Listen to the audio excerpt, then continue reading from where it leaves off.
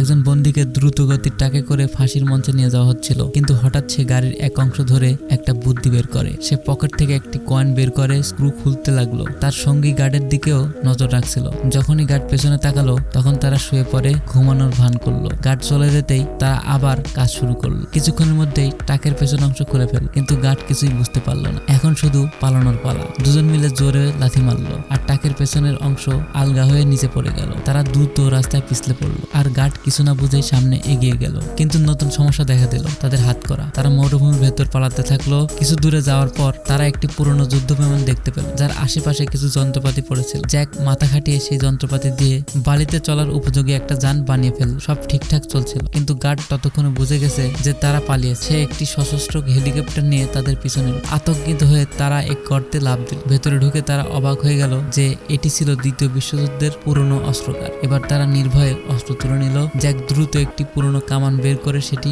গুহার মুখে সেট করলো। ঠিক যখন শত্রু হেলিকপ্টার কাছে এলো, জ্যাক গুলি চালিয়ে দিল।